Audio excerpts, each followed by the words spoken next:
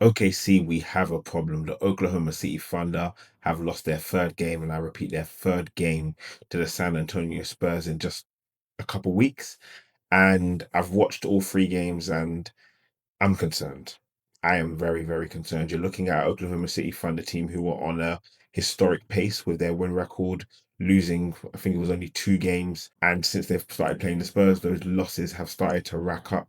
You're looking at a team who have beaten them in the NBA Cup semis, who have beaten them a couple of days before Christmas and then on Christmas Day. And it's not looking good. Even at home, they are looking like they are in big, big trouble. And again, we mentioned that historic start. They were on a pace that was surprising, alarming to many because they'd already come off winning the chip. And then having this record not fully healthy, not fully set, was one that, was alarming to say the least for the rest of the league. You looked at Hartenstein, who was off and on. You've seen Jalen Williams, who was coming back. You had SGA, who was obviously on fire, doing everything he could to drive his team forward and was often sitting out games in the fourth quarter. But now you see a Spurs team who are built as honestly wonderfully as they are, it leaves you with a lot of questions about OKC. And I'm questioning, and I did last season question, do they have enough firepower to go all the way? And I was proven wrong last season. This season, I see a real, real threat to the Oklahoma City Thunder. And I'm not the only one. We'll go into what SGA said after the loss, the third one, as mentioned, in less than 14 days. It's serious, to be honest with you. Of course, there was some alarming individual performances in the game, but there's also some things from a team perspective that need to be looked at. Firstly, you have to ask yourself, why do the Spurs have the edge currently? There's a number of factors. Obviously, Wemby being one of the biggest sparks in that. He is maturing, he is developing. Even he is on a minutes restriction at the moment after his injury, but he is such a problem down low. The amount of rebounds he can get, the amount of rim protection he provides to a team like OKC, who essentially they dominate in the paint and then eventually spread themselves out into the 3-point line and getting the shots that they require. With Wemby there, getting anything inside is not going to be easy. There was multiple times in yesterday's game where he was disrupting Chet, where he was disrupting SGA, where he was disrupting Hartenstein. It wasn't easy, and it never will be easy with Wemby in the middle. I think OKC understand that, but if SGA is the only one who's consistently able to get a shot, it leaves them in a very, very difficult position. So that's down low. They're protected there. They obviously have a number of depth in Champagny. They have Barnes down low as well, who can support in those forward positions, giving them good depth. Not players who will necessarily blow you away, but solid, solid players. But when you look at the backcourt, oh, they are in a league that even I don't think OKC can match, because OKC have a lot of talent. You can never take that away from the champions. But when you look at now De'Aaron Fox, who they acquired last season, who is leading the line, who is a veteran leader at this point, has the ability to close games. His speed is something that OKC struggled with so much yesterday. And where I've had issues with him in the past of closing and understanding where he closes and where Wemby closes, he's a player. He's an absolute player, and he's one of the top point guards in the league for a reason. You add on to that Castle, who is a menace. He has a bulldog-like mentality. His shot from three is improving and continues to get better. He's fearless. He's a dog. The talent is there. The work rate is there. And honestly, to me, he is someone who can lead this franchise for years to come. Having Fox there is an added benefit. It's a massive benefit to have him and Castle there. Plus, you add on someone like Dylan Harper with his talent. He's a big, big guard. He's essentially a wing in the size that he has, the length that he has, the ability that he has shooting. That's the second overall pick in the most recent draft. I mean, that's talent. And then you talk about someone like Vassell as well. Talent all across the board for this team. I mean, it's again something you have to really respect. And the efficiency we saw from the Spurs was absolutely amazing. They were hitting pretty much all of their shots. They were blowing OKC out of the water. And we'll look more into the stats as we go on. But their efficiency and how they defended was tough. They were rugged. Normally, we speak about OKC bullying people off the court, and with their physicality, the Spurs matched that. Their Spurs matched that from the first player to the last player. They matched that energy, and that is what you love to see from a team that is really in a position to move forward and cause a lot of trouble in the playoffs. The Spurs' time isn't next year or the year after. It's right now. They are second in the West. They have all of the ability in the world, and OKC need to really think about what they want to do. Again, they're a team that works inside out. And so when they aren't getting those inside shots and the 3-point shots aren't being established in a rhythm, they're going to be in a lot of trouble, a world of trouble. They hang themselves on their defense, their inside shooting, and then eventually getting out with their 3-point shooting. They weren't able to do that. There was a couple of displays that were alarming, very alarming. And I think when you look at how OKC are built, I said it last season, I wanted them to go after Laurie Markkinen and someone who I thought would add a lot of firepower to them. I still think they need firepower. I think they need someone who is defensively solid, as to what they got and as to how they operate as a team, but also somebody who can create their own shot, who can add to the offense of an SGA or a Chet or a Williams. They need to be in a position where they can add on to what they've got. It's not enough. It's going to become an arms race. And I think at the moment, the Spurs have more guns. They have more guns. They have more shooters. They have people who can create their own shot, who can really go after it. And that's not the position that OKC find themselves in. So we're going to get into the details of the game and specifically what we saw yesterday. Again, when you look at the stats and the lead tracker, OKC were playing well in the beginning, but slowly but surely, Spurs found their way into it and they started clawing back the game at the end of quarter 1 and continued that dominance all the way through the game. It was beautiful to see, to be honest with you. What OKC normally does to other teams is what the Spurs did to them. And it was beautiful. And you look at the team comparison before we go into the individual stats, not a lot across the board that you would say is a reason why the Thunder lost when you initially look at the stats. Obviously, the rebounding was fairly similar. The assists were fairly similar. OKC had more steals, more blocks.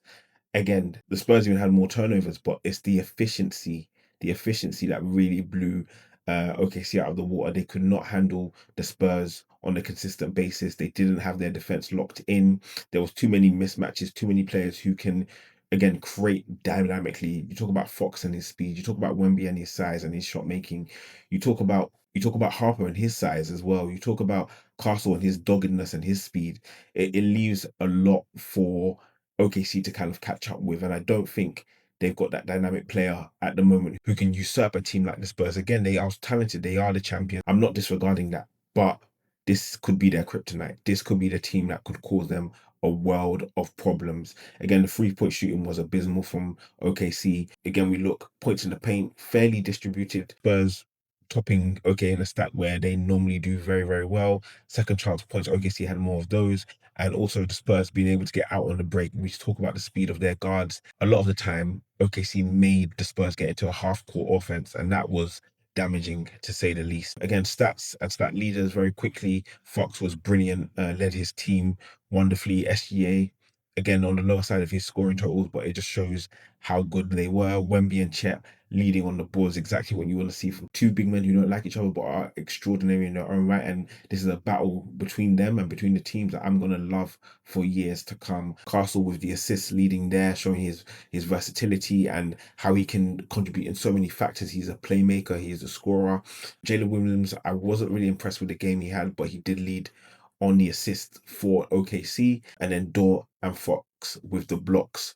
If we look into the individual statistics, and I'm just going to call out a couple of things that I saw. Again, I spoke about Vassell previously and how good I think he has been this season, and he's another player who adds a lot of quality to what the Spurs do. He had an off game. He had an abysmal game, essentially, finishing with 5 points, 1 of 6, played 34 minutes, so the minutes wasn't the problem. He just wasn't on target. But the fact that we were able to do so OKC with his performance like this shows that the Spurs probably have more to give. Harrison Barnes was very impressive in his role, 15 points, 6 rebounds. Luke Cornett was solid.